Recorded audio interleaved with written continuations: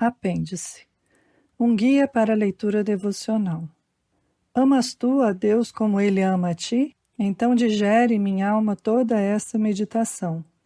Como Deus, o Espírito aguardado por anjos, no céu faz seu templo em teu coração. John Donne, Soneto Santo 15. Se alguém hoje lhe perguntasse se você é um devocionalista, você seria perdoado por não saber o que isso significa. Se alguém conversasse sobre ser devocionalmente orientado, você poderia erguer uma de suas sobrancelhas em sinal de surpresa. O século que passou é possivelmente o primeiro no qual a ação foi mais enfatizada e valorizada que a contemplação. Hoje nós fazemos coisas. Achamos que a contemplação é perda de tempo, não produz coisa alguma e atrapalha de modo estabanado nossas agendas. A leitura devocional é uma prioridade questionável para a maioria das pessoas bem-sucedidas na atualidade. Mas somos cristãos de sucesso, entre aspas, se estamos tão ocupados organizando e promovendo a fé cristã a ponto de não conhecermos de fato a Deus pessoal ou intimamente? A leitura devocional cristã nos ajuda a encontrar união íntima com Deus. Qual é a sua motivação? Que amemos a Deus com todo o nosso coração, mente e vontade. O escritor de Eclesiastes se deu conta de que Deus colocou a eternidade dentro de nossos corações. Agostinho observou que Deus fez o homem para si mesmo e que nossos corações não encontram descanso até que descansem nele. Esse anseio eterno forma a base da devoção. Somos criados com anseios infinitos. Podemos tentar ocultá-los e escondê-los atrás de valores menores, tais como a apreciação pelo belo ou o desejo pela verdade e pela autenticidade. Por outro lado, podemos nos desculpar pelos ideais adolescentes, pelo otimismo incurável ou pelo romantismo indulgente conectado aos nossos anseios. Mas uma vez tendo sido despertados para o céu como uma possibilidade, nada mais trará satisfação se não conhecer mais sobre ele. Somos então como peregrinos que finalmente descobriram onde está localizado o Santo Graal. Ou talvez sejamos como crianças na escola. O mistério da matemática está diante de nós ao tentarmos entender os rudimentos da álgebra e da geometria, e temos de crer no entusiasmo do professor com o fato de que elas possuem uma beleza intrínseca. Mais adiante, descobrimos que os desejos de Deus não são diferentes de nossos próprios desejos mais verdadeiros e íntimos. No entanto, a conexão entre eles às vezes parece terrivelmente comprometida pelo egoísmo e pela vontade própria. Refletimos e começamos a observar que a forma mais profunda de saudade, a de ser amado ou ser compreendido, ou de estar religado ao infinito para além de todo o universo, não é uma ilusão neurótica, de acordo com C.S. Lewis. Ao contrário, ela é, abre aspas, o indicador mais verdadeiro de nossa real situação. Fecha aspas. Em Cristo nós também descobrimos que não é a pessoalidade de Deus que é vaga e intangível. São as nossas próprias personalidades que são incoerentes, fragmentadas e inadequadas. Assim, a realidade da oração em nome de Jesus é a busca por uma personalidade mais plena e rica, a personalidade que a maioria de nós profundamente anseia ter. À luz disso, vemos a leitura devocional não apenas como uma opção piedosa de leitura comparada a um bom romance policial ou mesmo a uma obra séria. Ela se relaciona à natureza de um despertamento, como que o filho pródigo teve enquanto alimentava porcos. Nossa existência animal não é boa o suficiente quando descobrimos interiormente que temos um Pai que é Rei e que fomos feitos à imagem e semelhança de Deus. Os hábitos de leitura do chiqueiro não podem satisfazer a um filho e aos porcos ao mesmo tempo. Os hábitos de leitura dos servos, conduzidos pela mesmice dos livros do tipo Conselhos Práticos, que definem a vida pela ação e que compram a aceitação por meio da autoconquista, tampouco trarão satisfação. Pois um filho amado, embora pródigo, responde à sua aceitação em Cristo. É tudo o que podemos fazer. E isso tem mais a ver com amantes de mãos dadas do que com homens de negócio tomando decisões na sala de reunião.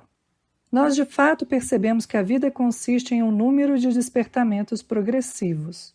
Quando estudamos com seriedade pela primeira vez, ficamos entusiasmados com o despertamento de nossa mente para a atividade de analisar e de compreender o nosso mundo.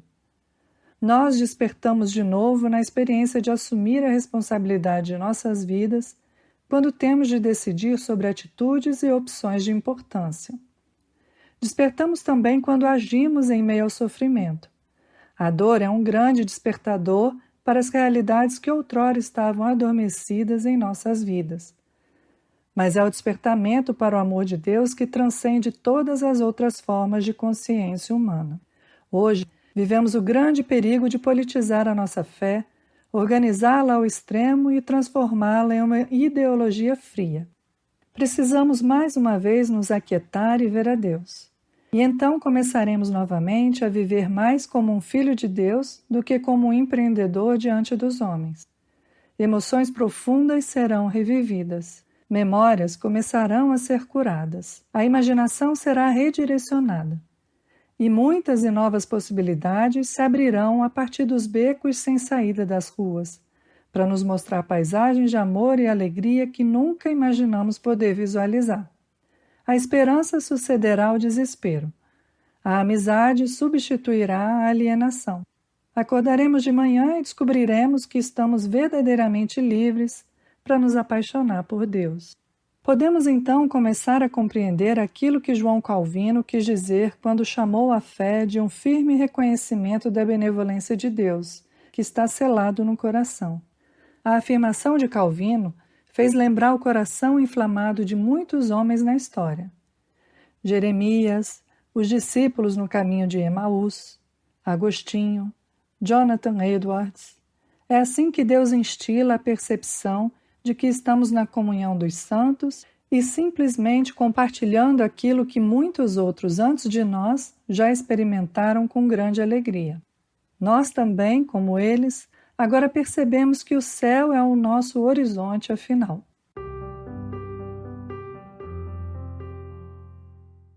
A leitura devocional muda a história. Nada pode sobrepujar a prática da oração ou da leitura devocional da Escritura nas devoções diárias de uma pessoa. No entanto, essas práticas necessitam ambas de reforço e de orientação a partir do exemplo de outros, do partilhar de suas experiências. Talvez o uso devocional da Escritura esteja desaparecendo tão rapidamente que somente com a ajuda de outros livros ele possa ser redescoberto e se tornar uma prática comum hoje. Os resultados dessas leituras são, na maioria das vezes, bem abrangentes. Na verdade, os encontros acidentais com grandes clássicos de fé têm desencadeado toda uma série de reações inesperadas. Foi assim com C.S. Lewis. Ele se deparou com clássicos como os escritos de Richard Hooker, George Herbert, Thomas Traherne, Jeremy Taylor e John Bunyan, em consequência de seus estudos em literatura inglesa. Como estudante, Alexander White, o pregador escocês do final do século XIX, começou a catalogar as obras de Thomas Goodwin, do século XVII. Mas ele ficou tão envolvido por elas que mais tarde, em sua vida, escreveu sua obra Spiritual Life, baseado nos ensinos de Goodwin. Ele confessou, abre aspas, eu carregava seus livros comigo até suas capas originais começarem a se desprender, e até que meu encadernador as colocasse em seu melhor protetor de capas. Não li mais nenhum outro autor tanto e com tanta frequência, fecha aspas. Quando John Bunyan se casou, seu sogro lhe deu um dote que consistia na obra de Arthur Dent, The Plain Man's Pathway to Heaven, 1601, e de Lewis Bailey, The Practice of Piety, 1613. Bunyan, mais tarde, reconheceu que essas duas obras, abre aspas, produziram dentro de mim alguns desejos pela religião, fecha aspas. A popularidade delas foi reiterada por muitos de seus contemporâneos. Inácio de Loyola, um jovem e frívolo cavaleiro, foi ferido no cerco de Pamplona em 1521. Ali ele foi forçado a passar sua convalescência com apenas 2 livros em mãos.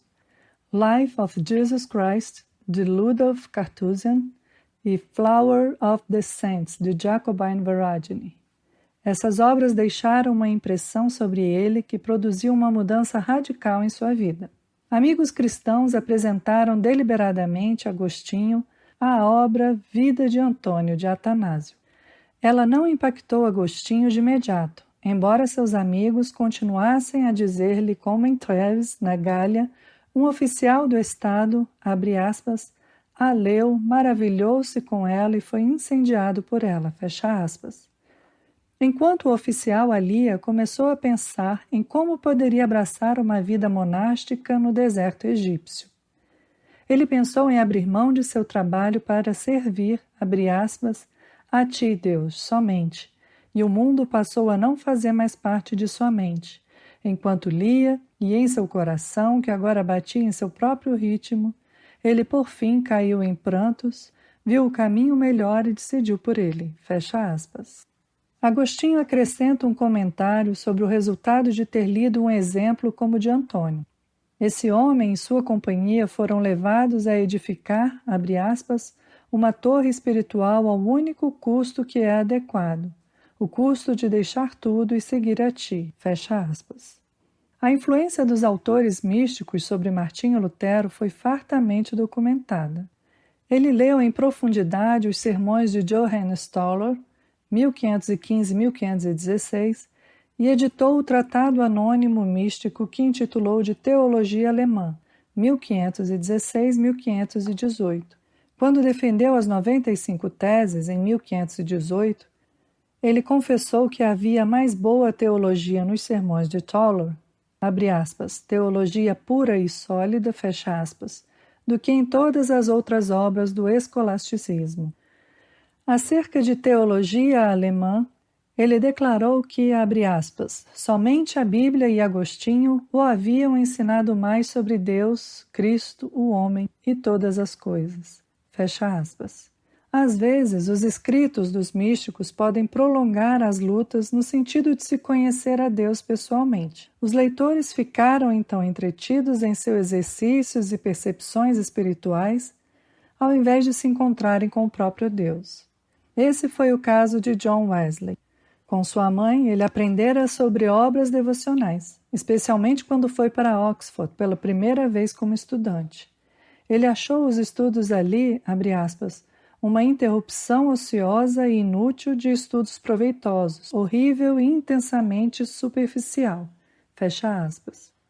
Mas Wesley ficou encantado com o discurso sobre a simplicidade, do cardeal Fenelon. A obra deu a ele a percepção de que a simplicidade é, abre aspas, aquela graça que força a alma a deixar todas as reflexões desnecessárias e voltar-se para si mesma, fecha aspas. Em férias, sua amiga e guia espiritual, Sally, deu a ele uma cópia do livro de Jeremy Taylor, Regra e Exercício do Santo Viver e Morrer. Ele admite que essa obra, abre aspas, selou definitivamente minha prática diária de registrar minhas ações, que eu tenho fielmente continuado até o presente momento, e que me levou mais tarde a prefaciar aquele primeiro diário com as regras e resoluções de Taylor. Isso me ajudou a desenvolver um estilo de introspecção que me manteria em constante contato com a maioria de meus sentimentos, fecha aspas. É de se questionar o quanto teriam Fenelon e Jeremy Taylor contestado as convicções de um jovem confuso. Aproximadamente naquela mesma ocasião, Sally também encorajou Wesley a ler a obra de Thomas A. Kempis, Imitação de Cristo. Essa obra também deixou sua marca nele, de modo a fazê-lo decidir-se por pertencer a Deus ou perecer. Essas obras, no entanto, em certo sentido, somente prolongaram por 13 anos a necessidade de John Wesley de reconhecer que deveria nascer de novo e aceitar Deus como seu próprio Salvador. Elas, ao mesmo tempo, deixaram marcas indeléveis em seu caráter e ministério. Finalmente, pensamos em C. H. Spurgeon e na profunda influência que os autores puritanos tiveram sobre toda a sua vida e ministério. Ele tinha uma coleção de 12.000 livros, aproximadamente 7.000 deles de escritores puritanos. Spurgeon leu por vezes incontáveis Maçãs de Ouro, de Thomas Brooks. Ele também dedicou muito tempo à obra de Brooks, Remédios Preciosos contra os Artifícios de Satanás. Ele tinha enorme prazer em todas as doces obras devocionais de Brooks. Mas livros de Thomas Goodwin, John Owen, Richard Charnock, William Gurnall, Richard Baxter, John Flavel, Thomas Watson e, é claro, John Bunyan, também eram companheiros de Spurgeon. Ele então confessa em seu Conversa sobre Comentários que a obra Comentário de Matthew Henry sobre as Escrituras é sua primeira opção de companhia constante. Ele recomenda que todos os alunos a leiam nos primeiros 12 meses após terem terminado a faculdade. A influência dos livros sobre os líderes cristãos e, por sua vez, o seu impacto sobre os movimentos avivalistas da Igreja são claros. Como Richard Baxter comentou em sua obra Manual Cristão, do século XVII, abre aspas, há muitos que podem ter um bom livro a qualquer dia ou hora da semana, e que não podem ter um bom pregador, fecha aspas. Às vezes o livro e o autor são totalmente desconhecidos na atualidade, embora suas consequências sejam evidentes e permanentes. Quem lê hoje O Caminho Simples do Homem para o Céu? No entanto, O Peregrino de John Bunyan foi traduzido em 198 línguas. Poucos hoje conhecem Florentino de Deventer. No entanto, seu discípulo Thomas à Kempis teve seu livro Imitação de Cristo editado mais de 2.000 vezes. Francisco de Osuna e sua obra O Terceiro Alfabeto Espiritual não significam coisa alguma para muitos cristãos na atualidade. No entanto, eles inspiraram os escritos de Teresa de Ávila sobre oração, escritos que ainda nos influenciam poderosamente. O livro Combate Espiritual, 1589, de Nicholas Scupoli, foi, juntamente com a Bíblia, a leitura de cabeceira de Francisco de Sales por mais de 16 anos. No entanto, é a introdução à vida devotada de Sales que produziu um impacto profundo na vida de muitos. A mensagem é, portanto, clara para todos nós. Abra as janelas de sua alma através da leitura meditativa, e o potencial da presença de Deus em sua vida poderá ser, como Paulo ora, abre aspas, infinitamente mais do que pedimos ou pensamos, fecha aspas.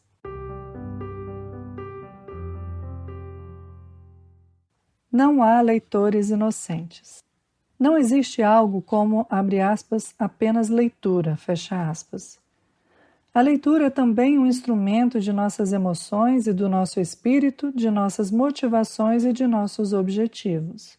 A arte monástica da Lectio Divina, a prática de ler meditativamente e em atitude de oração, visando a nutrição e ao crescimento espirituais, é pouco conhecido fora das tradições católicas de espiritualidade nos dias atuais. A perda dessa assimilação devocional das Escrituras se reflete na impaciência que muitos têm com as leituras espirituais dos grandes mestres da fé cristã, ou possivelmente revela uma pura negligência ou ignorância com relação a essas obras. C.S. Lewis fala da, abre aspas, ideia estranha difundida de que em qualquer circunstância os livros antigos deveriam ser lidos por profissionais e que os amadores deveriam se contentar com livros modernos. Um constrangimento, fecha aspas. E ele acrescenta, abre aspas, em nenhum outro lugar mais rompante que na teologia, fecha aspas. Mas teríamos uma grande confusão no cristianismo se sempre nos contentássemos com a superfície do que é dito sobre suas origens e nunca nos motivássemos a beber pessoalmente da fonte. Também somos culpados quando não distinguimos leitura fundamental de leitura acidental, ou leitura edificante de leitura recreativa, pois elas são todas distintas. Leitura acidental é aquela que captura a nossa atenção para as táticas da vida, de modo a absorvermos uma enorme gama de conhecimento prático, trivial e significativo. Tudo o que se exige desse tipo de leitura é maestria mental. Leitura fundamental, aquela que fazemos estrategicamente como parte do treinamento em uma profissão ou disciplina, demanda docilidade e perseverança. A mudança do primeiro para o segundo tipo de leitura é de informação para formação, de modo que a atitude da mente também muda. A leitura que relaxa é também tática, ainda que por vezes possa nos apanhar desarmados. Absorvermos as trivialidades que rotulamos de, abre aspas, recreacionais, fecha aspas, pode representar desperdício de tempo. Pior, pode tomar e desviar nossas mentes e espíritos dos caminhos da justiça e da pureza. Uma leitura assim pode verdadeiramente testar nossos espíritos e ser evidência da falta de uma imaginação cristã em nossas vidas. A leitura estimulante depende muito das escolhas deliberadas que fazemos. Se quisermos ser mais carnais, nos entregaremos mais à pornografia pictórica com a qual nossa sociedade tem sido tão inundada ultimamente. Se quisermos respirar o ar mais limpo da autenticidade pessoal, desfrutaremos de uma boa biografia, seremos tocados pelas orações e diários de grandes guerreiros da fé, ou mergulharemos nas parábolas de Nosso Senhor. Ter em mãos autores favoritos, páginas inspiradoras e temas familiares para revigorar um espírito abatido, torna-se um recurso extremo em tempos de depressão. Não somos leitores inocentes, mesmo quando decidimos não ler coisa alguma. Nós nos tornamos culpados de fundir nossos pensamentos à cultura que tão prontamente aceitamos. O aparelho de TV, por exemplo, nos tenta com tendências profundamente manipulativas, uma vez que podemos, ao toque de um botão, nos transportar para uma dúzia de diferentes ambientes artificiais. Podemos literalmente escolher o ambiente onde queremos viver e do qual depender. Não seremos então tentados a manipular nossos anseios e necessidades espirituais? Submissão à vontade de Deus parece mais do que nunca ser um comportamento em desuso. Essa revolução de atitude aprofunda tanto o nosso egocentrismo que escutar escritores espirituais torna-se uma tarefa realmente difícil, embora a docilidade e não a maestria seja a essência da leitura espiritual e da vida meditativa. Nós também possuímos uma abrangência muito limitada de atenção. Nosso estilo é desconjuntado, nossas frases são quebradas, nossas mensagens nem sempre têm significado. Vivemos a fim de sermos entretidos como espectadores, ao invés de estarmos envolvidos como participantes na vida. Nossos livros refletem o staccato da modernidade. Mensagens são dadas de forma precisa e em doses homeopáticas. Por semelhante modo, nossos estilos de vida se alteram porque o homem procusteano muda ao sabor da moda e do entusiasmo do momento. É uma sociedade do divórcio, onde se troca de parceiro quando o humor também se altera. O alimento sólido da palavra sobre o qual fala o apóstolo é rejeitado não somente por leite, mas também por cola. Clássicos da fé e da devoção não são interessantes para uma geração que vive à base de pipoca e de goma de mascar. Temos a tendência de viver do lado externo da vida. Tudo gira em torno de desempenho, de como podemos impressionar outras pessoas. Como cristãos, estamos mais preocupados com a promoção de nossa fé do que com a sua prática privada. A atividade é mais significativa que espiritualidade. Temos medo de ouvir a Deus porque estamos mais preocupados com o que as outras pessoas vão pensar. A mentalidade de rebanho e a tirania do consenso, aquilo que Aldous Huxley certa vez chamou de intoxicação de rebanho, nos faz ter medo do isolamento, de encararmos a Deus sozinhos, ou, na verdade, de encararmos nossos sentimentos interiores de culpa e de autotraição. A leitura devocional, no entanto, é uma questão muito íntima, interior. Ela requer a coragem moral da humildade, da abertura para perspectivas de mudança de vida e do respeito pelo seu próprio ser interior. Ela significa mudança de engrenagem, a fim de que operemos com o temor do Senhor, ao invés de estarmos preocupados com o medo do homem. Nós também jogamos o jogo dos números.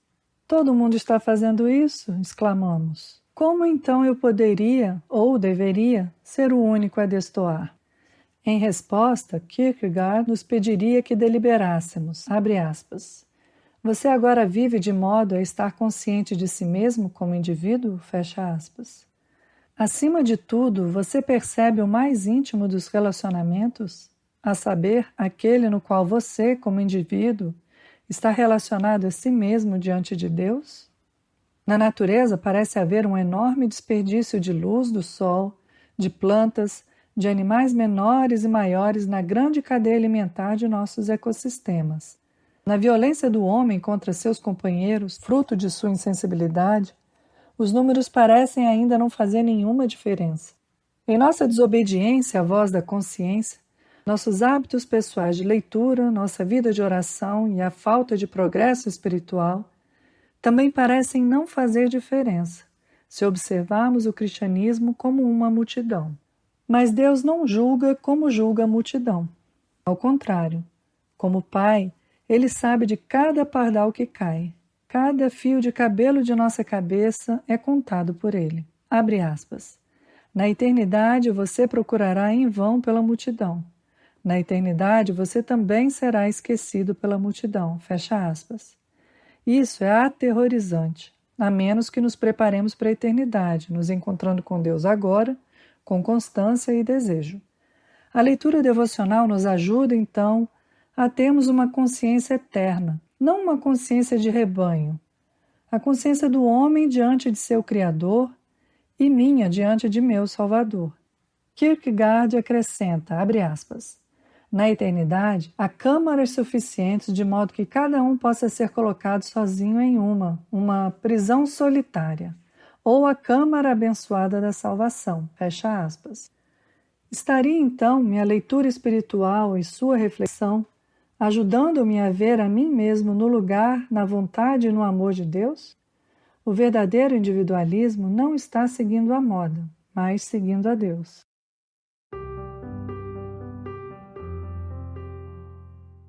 O lugar da intimidade com Deus.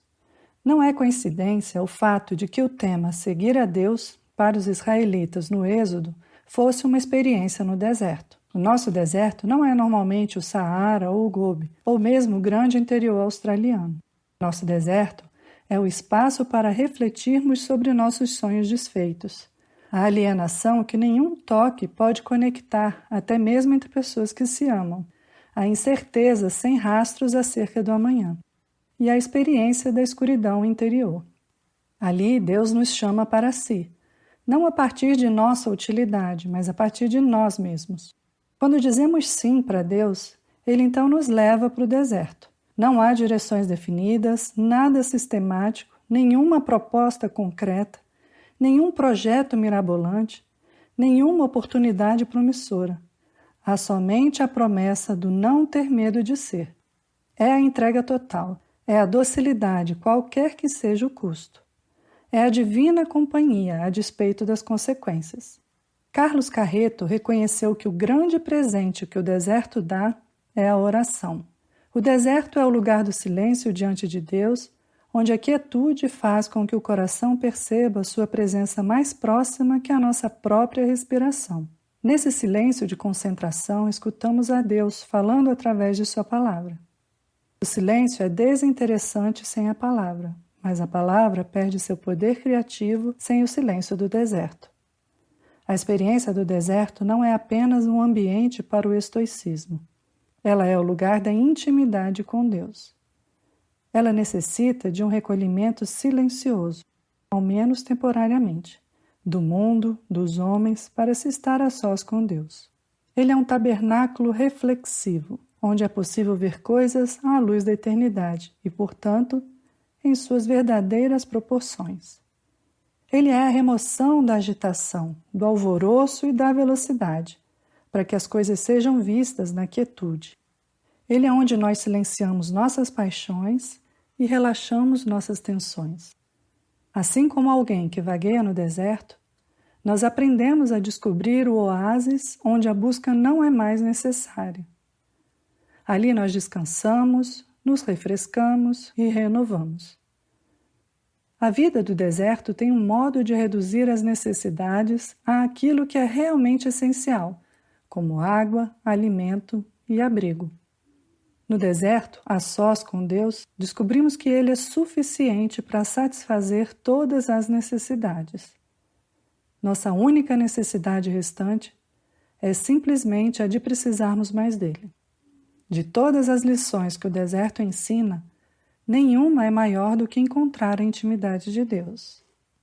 Não é de admirar, portanto, que algumas das literaturas de renovação espiritual mais importantes tenham vindo dos pais do deserto: Antônio, Atanásio, Orígenes, Pacomias, Evagrio, Basílio. Espaço e tempo são exigidos para tornar real o desejo pelo deserto.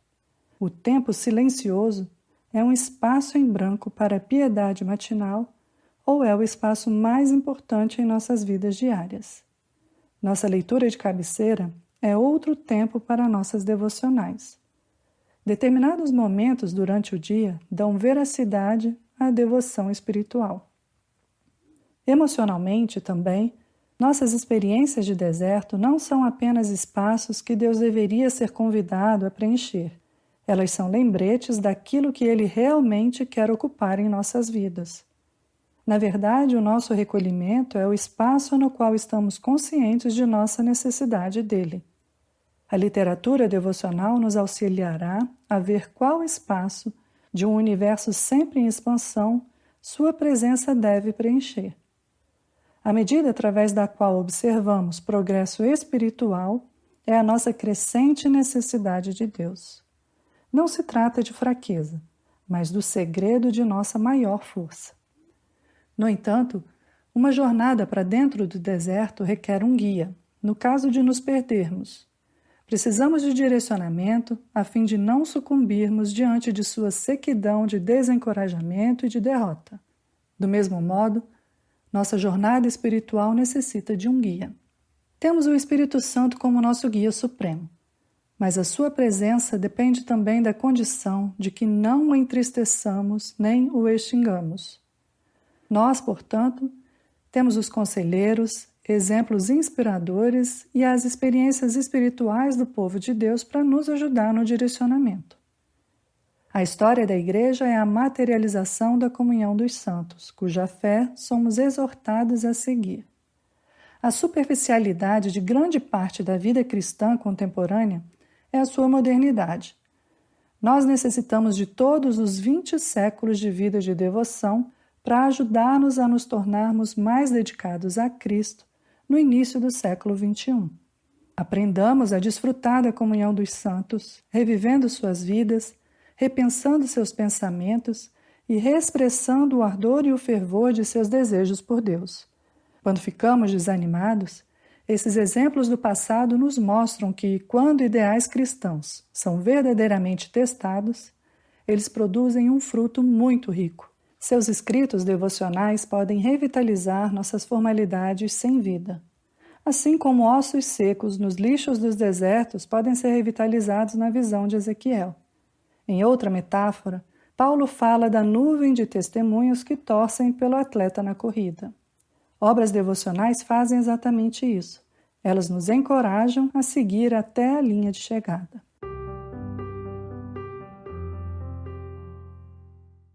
Diretrizes de leitura que transformam a vida. A despeito da avalanche de novos livros e de reedições de literatura espiritual, há pouca orientação sendo oferecida acerca de como a arte da leitura espiritual pode e deve ser cultivada.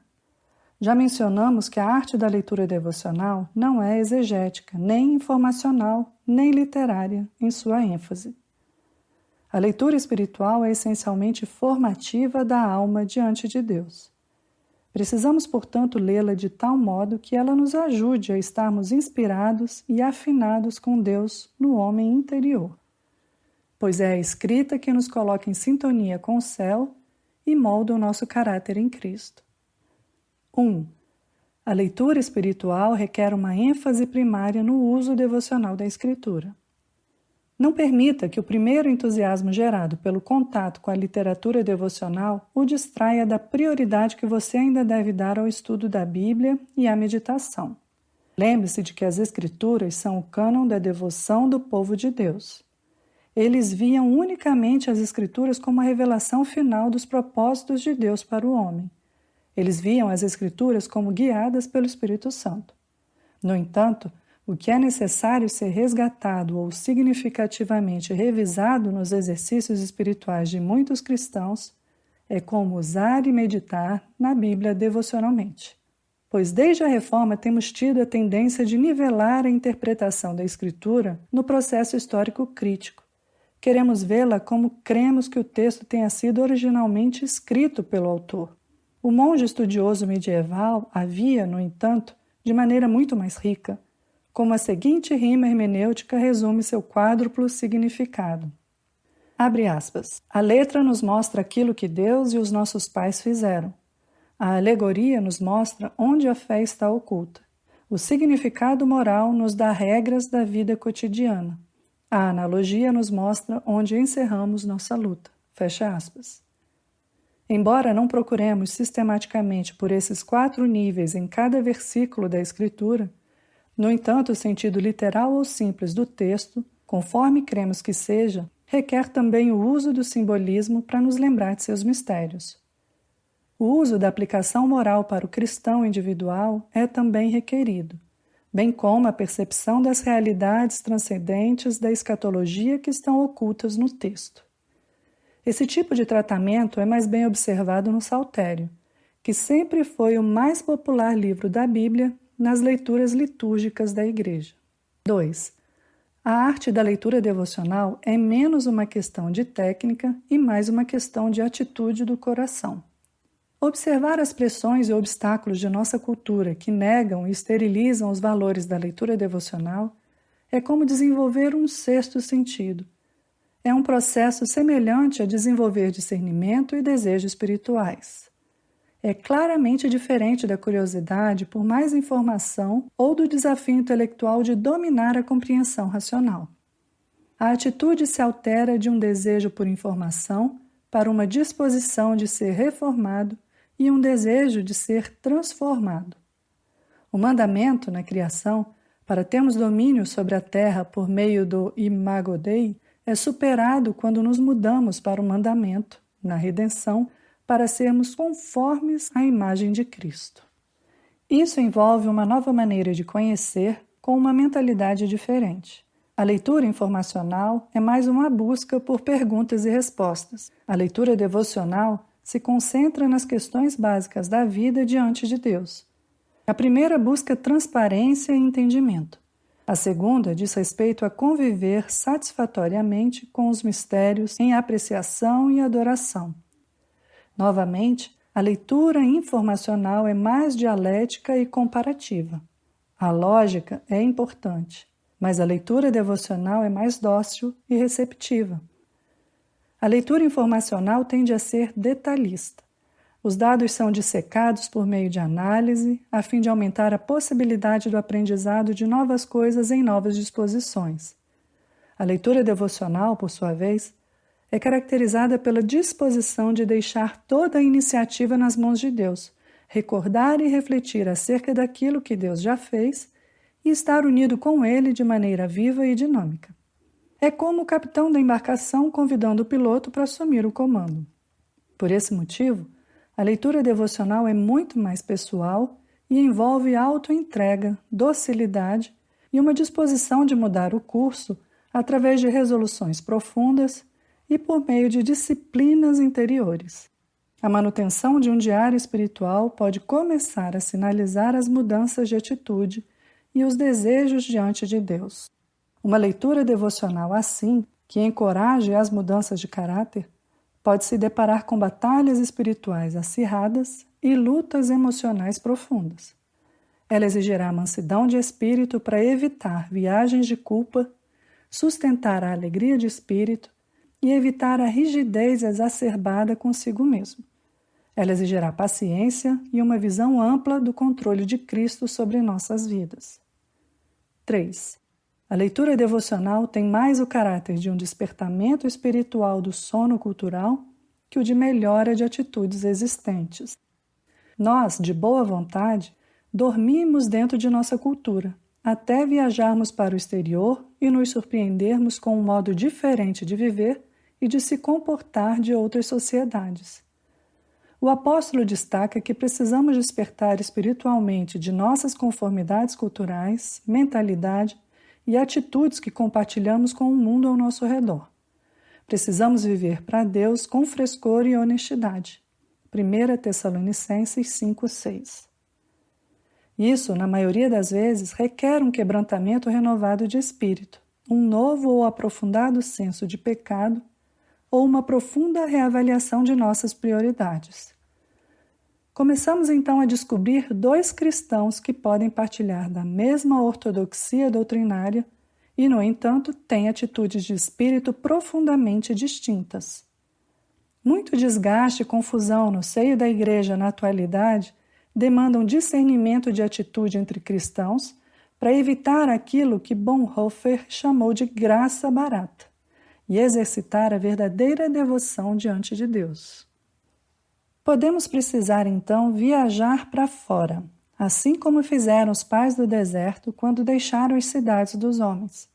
Talvez tenhamos de explorar, assim como exploraram os místicos medievais, ou sofrer como sofreram os puritanos, a fim de aprendermos quão secular foi o tipo de cristianismo de seu tempo e como é o nosso hoje. Confissão e arrependimento devem, portanto, ser as consequências da leitura devocional. Ela agita o coração de modo a deixá-lo desconfortável e confuso com relação à leitura de entretenimento. Ela é radical demais para nos manter a salvo, dentro da esfera do nosso próprio controle de novas informações. A patologia do coração se revela em seus enganos, seus ocultamentos de pecados e na inabilidade do pecado em ser controlado. A confissão, portanto, implica a necessidade do reconhecimento da santidade de Deus e em fazer confissão da culpa e do pecado. Somente o sacrifício pode unir o pecador a Deus, e o único sacrifício que une o homem a Deus é o de Jesus Cristo. O valor de todos os outros sacrifícios é derivado desse. A confissão se torna então louvor, uma oferta de gratidão. Assim nos exorta Bernard de Clairvaux, abre aspas, por meio da confissão dos pecados e por meio da confissão de louvor, que toda a nossa vida confesse a Ele. Fecha aspas. Com o louvor como veste, a confissão se torna o ato de alguém que recuperou uma beleza interior, o aperitivo da glória vindoura. Se pensamos em alguns autores espirituais como Thomas A. Kempis, em seu Imitação de Cristo, como sendo muito rigoroso e severo, não seria porque nossas próprias vidas não são confessionais o suficiente? Não seria porque estão carecendo de louvor adequado? O louvor flui da gratidão, e a gratidão brota da confissão do pecado na percepção de quem Deus é. A expressão teológica contemporânea da fé como um sistema de crença foi sendo formada ao longo de todo o século XX por homens como John D. Camp, que considerava a teologia primariamente como uma tarefa de louvor, adoração, executada em espírito de oração e desencadeada pela contemplação de Deus. É na confissão do pecado que descobrimos novas dimensões do eu e do alto amor com os quais precisamos lidar. Um despertamento da consciência do pecado que habita o interior do cristão, como aquela vividamente exposta por John Owen, nos dá uma nova sensibilidade à realidade de Satanás e nos faz ficar de joelhos. A tentação se torna uma realidade mais profunda que requer mais vigilância moral e mais leitura devocional. O arrependimento se torna uma realidade vívida que precisa do apoio e do conforto da comunhão dos santos. Assim, um desejo de mudar o curso de nossa vida depois de um fracasso e da desonestidade para com a nossa própria alma intensificará a nossa busca por aprender de outros como lidar com essas questões. Ver a vida agora com um significado mais profundo demanda recursos espirituais maiores do que aqueles que anteriormente sequer imaginávamos que precisaríamos. Uma vez na peregrinação e fora do status quo, estamos em uma longa jornada. Despertamos de um sono profundo e apagado. Assim como o cristão John Bunyan, necessitaremos de muitas companhias espirituais. 4. A leitura devocional tem seu próprio ritmo, um ritmo mais lento. Uma vez que comecemos a ver o discipulado como uma obediência a longo prazo, teremos então de resistir à impaciência de nossa, abre aspas, sociedade instantânea, fecha aspas. Se a nossa leitura devocional tiver como objetivos a mudança e a formação de vida, não podemos buscar resultados imediatos. É, portanto, fútil passar os olhos por cima de uma obra devocional com pressa. Diferente de um romance de Agatha Christie, não podemos lê-la por completo em uma noite. Muita inautenticidade surge em nossa vida porque não diferenciamos velocidades, fazemos as coisas muito rapidamente. Como de fato eu penso mais rápido do que consigo falar, falo mais rápido do que posso agir e ajo mais rápido do que tenho caráter para muitas ações. Eu tenho sempre, então, a tendência de ser inautêntico. Espiritualmente, precisamos diminuir a velocidade e gastar mais tempo na reflexão e no silêncio. Necessitamos do ritmo lento e pré-estabelecido, de tempos regulares e determinados para a leitura, mesmo que sejam somente 15 ou 30 minutos no dia. Absorver as poucas linhas de um autor no coração e através da corrente sanguínea das atitudes é muito mais eficaz que ansiosamente ler em alta velocidade em nome da curiosidade. Se o problema de muitas igrejas é como a velocidade das decisões de gabinete pode ser comunicada em um espírito de comunidade, então o problema da leitura devocional é como a impaciência da mente pode ser controlada, a fim de deter sua luxúria por mais informação. O espaço, assim como o tempo, é necessário para a leitura devocional. Isso pode levar literalmente ao hábito do desenvolvimento de um ambiente particular, uma área em determinada sala, onde se localize um, entre aspas, altar de devoção. Fisicamente, ele pode requerer uma postura confortável, talvez uma cadeira específica onde seja possível relaxar de imediato e onde uma atmosfera seja criada para esses exercícios de devoção, como a oração e a contemplação. Talvez devêssemos primeiramente levar a leitura espiritual a sério em um dia de feriado ou em férias. Nesse contexto, sentimos a atmosfera informal e relaxante com o espaço de que necessitamos para os exercícios e disciplinas assim. Um cartaz em tom de brincadeira em uma estrada de Los Angeles dizia, abre aspas, com sorvete todo dia pode ser um Sunday, que é um tipo de sorvete cuja palavra é semelhante a Sunday, domingo em inglês, fecha aspas. A verdade é que se cada dia é alimentado pela leitura espiritual, todos os dias são domingos. 5. Escolha os clássicos de fé e de devoção a partir de uma vasta gama de obras do povo de Deus. Temos observado que a pobreza da cristandade hoje requer recursos de todos os 20 séculos de tradições espirituais, sejam eles ortodoxos, católicos ou protestantes. Teríamos então necessidade de sermos hesitantes quanto a receber uma enorme variedade católica de experiências que outros santos de Deus experimentaram através dos séculos e culturas da humanidade? Na verdade, aqueles que experimentaram as maiores riquezas da graça de Deus são os que mais têm condições de serem ecléticos em suas leituras espirituais. E isso eles podem fazer sem perder de modo algum sua firmeza de fé e doutrina, nem serem descuidados quanto à verdade essencial do Evangelho. Um exemplo de como a variedade pode enriquecer um cristão é a vida e o ministério do Dr. Alexander White, um membro influente da Igreja Livre da Escócia, uma igreja que não é conhecida por seus interesses católicos. Quando tinha 56 anos de idade, 1892, Alexander White começou a ler as obras selecionadas de William Law. Ele escreveu uma antologia sobre as obras de Law em seu livro The Characters and Characteristics of William Law, As Personalidades e Características de William Law. No prefácio, ele disse acerca desse anglicano, abre aspas, o estudo desse autor incomparável tem sido um período extraordinário em minha vida. White, então, foi conduzido ao estudo de Teresa de Ávila, a respeito de quem ele também escreveu. Ele fez tributos a Lancelot Andrewes, Sir Thomas Browne, Samuel Rutherford e ao padre russo John de Kronstadt. Em um período de 7 anos, Alexander White teve contato com um vasto cenário de espiritualidade através de autores que nunca havia conhecido antes. Ele começou então a perceber que a admiração e o amor dos grandes santos de Deus é de fato um estudo de grande valor. White costumava exortar, abre aspas, exercitem a caridade que se alegra com a verdade, fecha aspas, sempre que ela for encontrada e por mais estranho que possa ser seu traje. Abre aspas. Os verdadeiros católicos, como o próprio nome diz, são os evangélicos esclarecidos, de mente aberta, de bom coração e espiritualmente exercitados, pois ele pertence a todas as facções e todas as facções pertencem a ele. Fecha aspas. 6.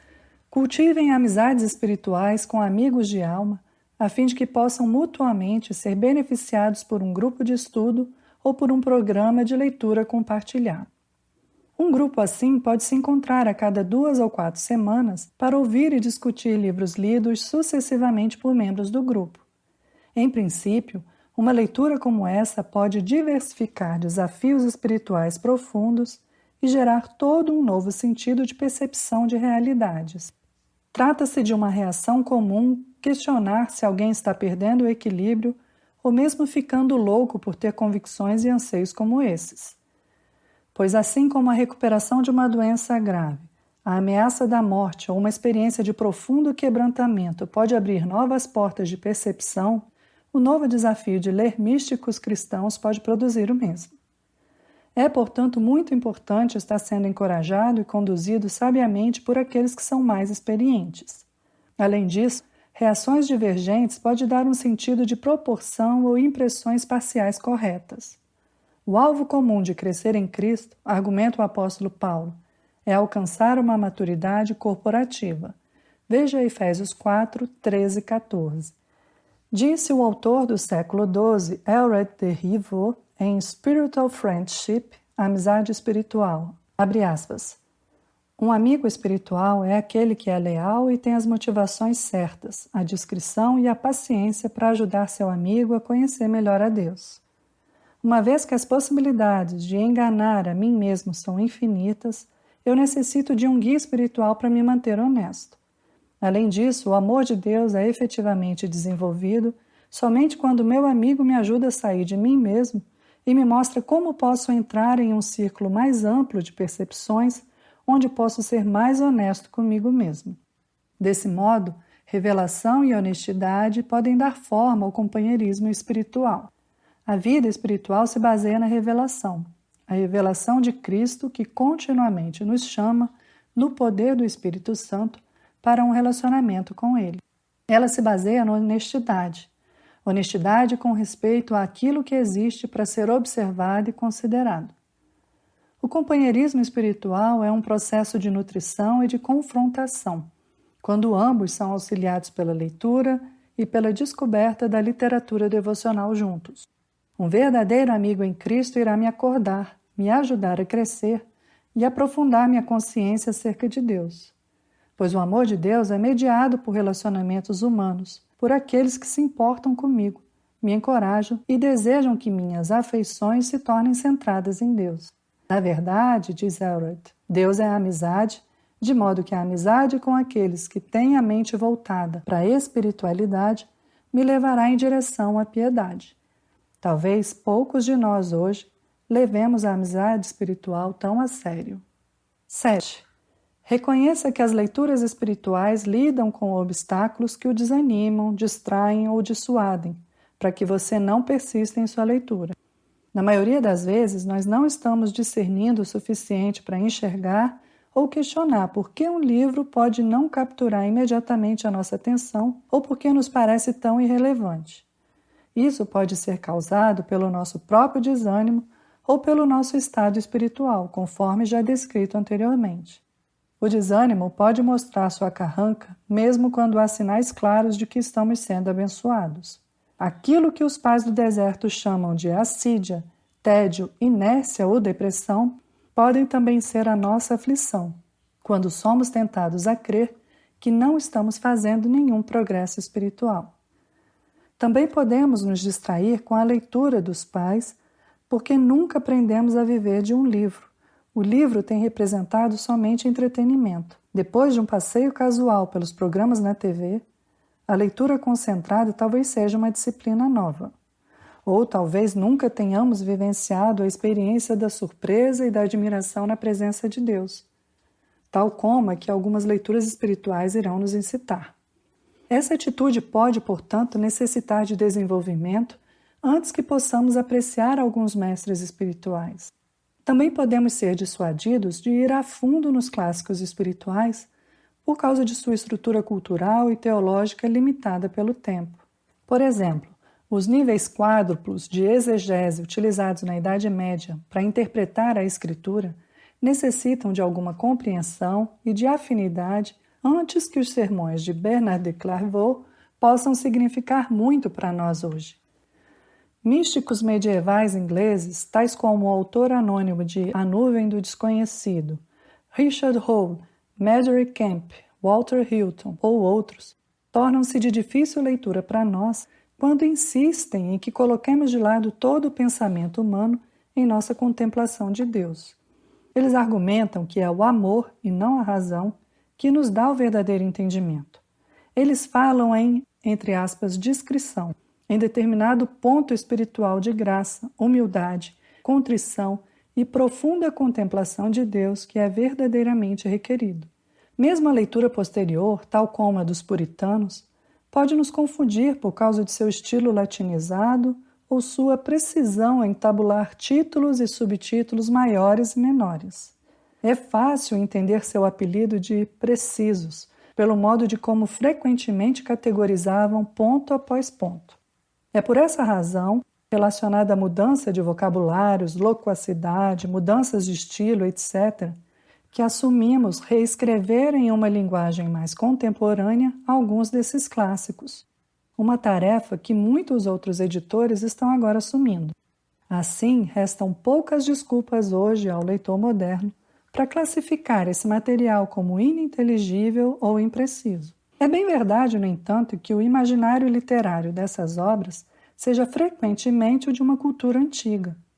Obras como as de Bernard, Teresa ou Bunyan podem parecer símbolos ultrapassados. No entanto, elas também possuem princípios de batalha espiritual, entrega do eu à comunhão com Deus, ou da vigilância em relação à tentação, que permanecem para além do tempo. A mortificação será sempre um exercício vital ou uma série de exercícios na vida cristã. 8.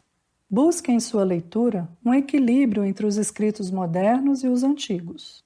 Lembre-se de que o escrito moderno não é provado, carece de qualidade e importância reconhecidas e frequentemente reflete as manias do mercado. C.S. Lewis disse, abre aspas, um novo livro ainda está sob julgamento, e o amador não está em posição de julgá-lo. A única segurança é ter um padrão de cristianismo claro, central. Cristianismo puro e simples, como Baxter o chamou, que coloque as controvérsias do momento em sua devida perspectiva. Um padrão assim só pode ser obtido a partir dos livros antigos. É uma boa regra, depois de ter lido um livro novo, nunca começar a ler outro novo sem que tenha lido um antigo antes. Se isso é muito para você, deveria ser um antigo a cada 3 novos. Fecha aspas. A despeito dessa precaução, quando a revista Christianity Today fez uma pesquisa popular dos 100 melhores livros devocionais, em 25 de setembro de 1961, menos de 1/3 deles tinha mais de 100 anos. A maioria dos escolhidos eram obras contemporâneas. Apropriadamente excluídas estavam as obras de religiosidade geral, tais como os livros populares de K. Gebran, obras de misticismo especulativo, tais como as de Mestre Eckhart ou Jacob Boehme, obras refletindo o pensamento positivo contemporâneo ou obras de doçura e luz, todas do tipo que tem uma visão irreal do pecado na vida humana.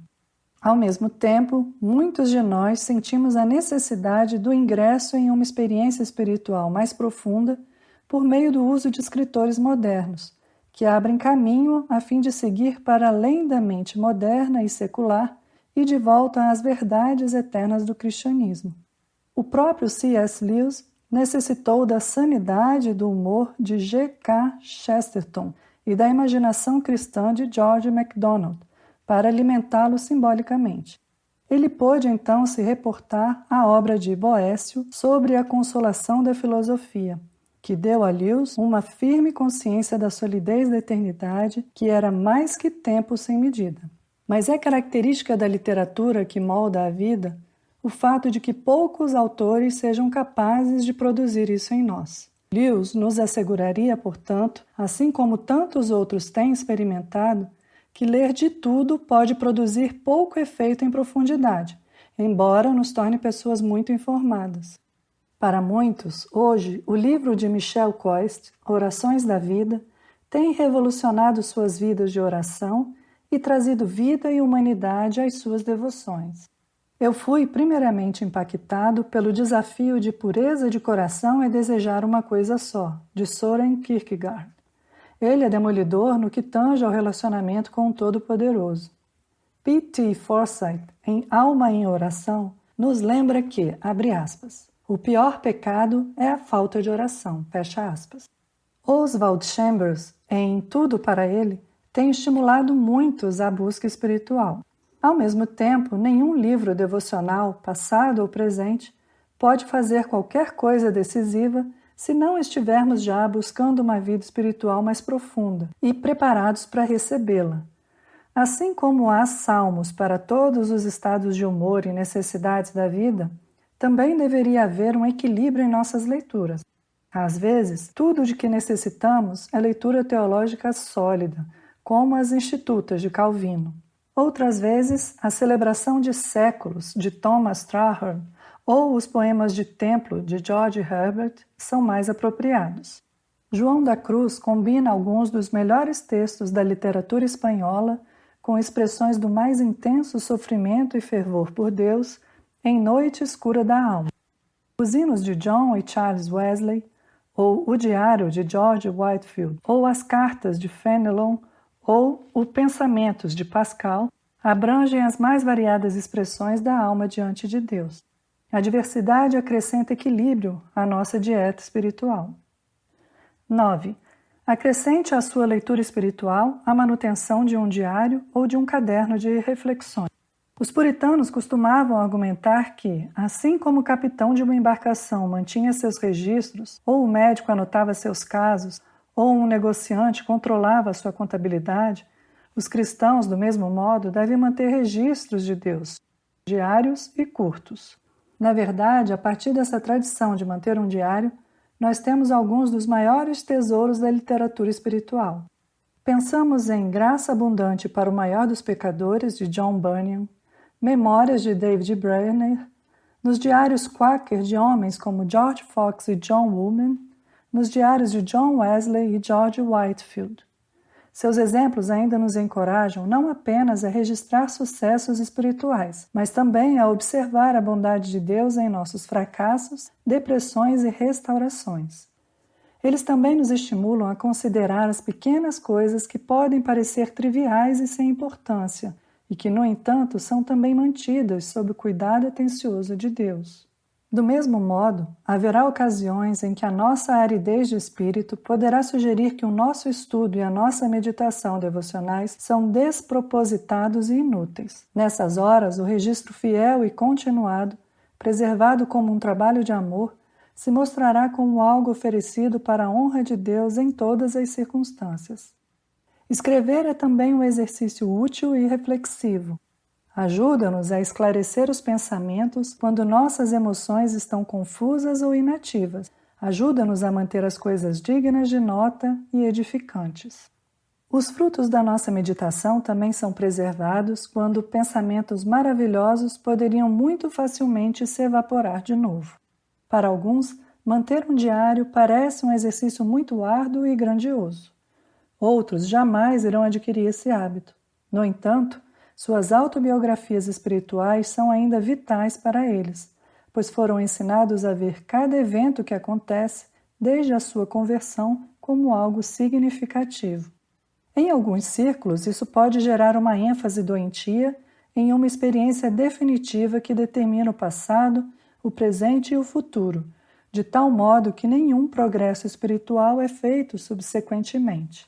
Tudo aconteceu de uma vez por todas, não se somos peregrinos, pois a vida então permanece em aberto diante de nós, de modo que a nossa autobiografia espiritual ainda está sendo elaborada. Tentativas prematuras de finalizar a história na conversão ou na segunda bênção, entre aspas, ou mediante a recepção de um dom ou percepção específicos devem ser rechaçadas. Talvez, então, precisemos exercitar mais o senso de autobiografia espiritual em nossas vidas, quer por meio da manutenção de um diário, pequenas anotações diárias, memórias ou apenas uma lista constante de gratidão pelas muitas circunstâncias que Deus tem transformado em nossas experiências. Mas precisamos evitar a expressão muito frequente de testemunhos públicos que podem ser exagerados ou espiritualmente desperdiçados pela superexposição. O herói de Dostoiévski, em Notas do Subterrâneo, argumenta que, abre aspas, a consciência é uma doença, fecha aspas.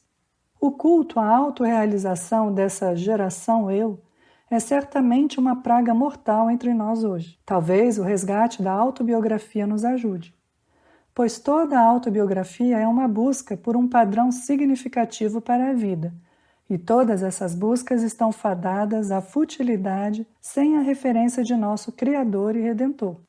Pois a ausência de Deus em nossos pensamentos e decisões, desejos e deleites, é o que torna nosso desconforto tão frequentemente demoníaco.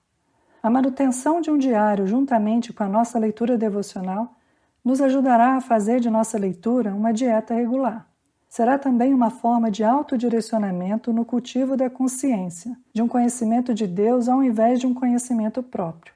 Trata-se de uma maneira de viver que nos prepara para o céu.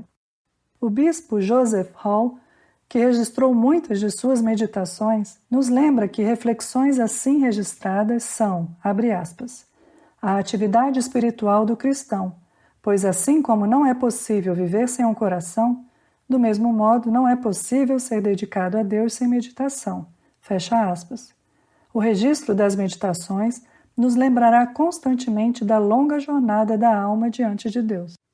10. Escolha cuidadosamente a obra devocional que você deseja ler, pensando nos benefícios transformadores para a sua alma. Ore com seriedade e busque alguém que o ajude em sua procura. Há tantos livros de caráter espiritual disponíveis que você pode se sentir desencorajado a começar, tamanha a variedade. Primeiro de tudo, portanto, faça distinção entre os clássicos primários, que são leitura básica, das fontes de apoio secundárias, que são apenas clássicos menores em importância. Podemos então chamar de leitura terciária os textos sobre a história da espiritualidade, biografias e outros materiais que o ajudem a reforçar o contexto dos clássicos primários. O quarto tipo de leitura é a vasta literatura devocional contemporânea, que ainda não se tornou permanente ou obteve interesse e valor perenes. Não imite a escolha de outra pessoa por um clássico, porque suas necessidades podem ser distintas. O conselho de um amigo espiritual pode se fazer necessário para ajudá-lo a descobrir o livro certo, que possa permanecer como seu companheiro para o resto da vida. Se você ainda não tem um guia espiritual, a sugestão a seguir pode ajudar. Se você sente que seus piores inimigos ainda estão dentro de você, culpa, luxúria, uma vida cristã de constantes derrotas, então, Confissões de Agostinho pode ser o livro certo para você. Muitos de nós nos identificaremos com o reconhecimento de Agostinho de que adiou sua exploração e submissão ao cristianismo porque realmente desejava que sua luxúria por sexo, beleza e sucesso o satisfizesse, ao invés da cura. Abre aspas, Senhor, torna-me puro, mas ainda não, fecha aspas. A honestidade e a abertura de Agostinho diante de Deus são muito alentadoras, em se tratando de toda uma vida de acúmulo de coisas e do adiamento da catarse da alma, a qual muitos de nós desejamos tão intensamente. Se você busca um relacionamento genuíno com Deus e tem sentido a ausência de um discipulado verdadeiro diante dele, então a imitação de Cristo de Thomas à Kempis pode ser o chamado incisivo que está procurando. A tradição que deu origem a essa pequena obra foi a das notas ou coleção de frases das Escrituras e dos pais que se tornaram um foco para a meditação, não somente para Thomas à Kempis, como também para incontáveis gerações de comprometidos. Por que não se juntar a esse grupo nobre de devotos? Se você vê a vida como uma constante luta e se sente tentado a desistir por conta do desânimo e da fraqueza, então talvez Combate Espiritual, de Lorenzo Scupoli, seja o de que você precisa. Ele só perde para a imitação de Cristo, em termos de influência, particularmente no leste da Europa, desde a sua publicação em 1589. Francisco de Sales o manteve ao lado da cama por 16 anos.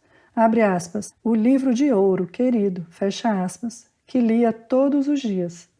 Para aqueles que necessitam ser dóceis consigo mesmos em autorrejeição, as meditações do próprio Francisco de Sales, Introdução à Vida Devotada, são um doce buquê de alívio diário para muitos espíritos sensíveis.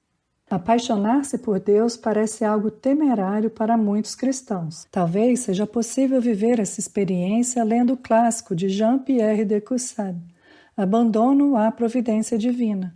Ele foi recentemente retraduzido para o inglês por Kit Muggeridge como O Sacramento de Cada Momento, e tem o mesmo tema dessa obra. O livro do irmão Lawrence, A Prática da Presença de Deus, pertence à mesma tradição da devoção francesa do século XVII. Tudo isso pode encorajá-lo a retornar ao século XII, que, a exemplo do nosso, estava muito preocupado com a descoberta do individual através do amor romântico. A resposta de Bernard de Clairvaux e de seus amigos foi ver o amor de Deus como a fonte da verdadeira pessoalidade. O homem sendo chamado para o amor, e a fonte do amor é o próprio Deus. A nossa integridade e a profunda compreensão de nós mesmos se aprofundam quando nos apaixonamos por Deus como uma realidade permanente. Assim, pequenas obras como Sobre o Amar a Deus, Amizade Espiritual e Meditações em Cântico dos Cânticos nos ajudam a entrar dentro dessa realidade. Se você sente a necessidade de nutrir a sua vida devocional com estudo teológico sólido, as Institutas de Calvino, parte 3, foram escritas com esse propósito, embora sejam frequentemente negligenciadas. Antes de começar, talvez ache útil ler Cristianismo Verdadeiro, publicado pela editora Palavra, de William Wilberforce, um ataque corajoso à religião civil feito por um líder abolicionista contra a escravidão. Se a sua teologia é clara, mas seus sentimentos estão confusos e fracos com relação a Deus, então o Tratado sobre as Afeições Religiosas permanece único em se tratando dessa necessidade de desejos disciplinados para com Deus. Esse é um livro que demanda a restauração do homem pós-moderno. Talvez você também precise retornar aos livros da infância, tais como O Peregrino, de John Bunyan, para observar em níveis mais profundos aquilo que não tem idade e serve a todas as gerações. Reviver nossa infância com Deus pode ajudar-nos a redimir o passado, visando ao enriquecimento do futuro, como C.S. Lewis fez com os contos de George MacDonald. Preconceitos da infância às vezes necessitam ser descongelados por meio da releitura de fontes que, no passado, bloqueavam o nosso progresso. Em suas máximas, João da Cruz resume aquilo que temos tentado dizer, abre aspas, busque por meio da leitura e você encontrará meditando. Clame em oração e a porta será aberta na contemplação, fecha aspas. Mas ele admite, aqueles que são, abre aspas, peregrinos por diversão e não por devoção são muitos, fecha aspas. Ele então nos adverte, abre aspas, nunca permita que entre em sua alma aquilo que não seja substancialmente espiritual, pois, se você assim o permitir, perderá a doçura da devoção e da recordação, fecha aspas. E ele acrescenta, abre aspas, viva no mundo como se somente Deus e a sua alma estivessem nele, e que o seu coração não seja cativado por nada que seja terreno, fecha aspas. James M. Houston.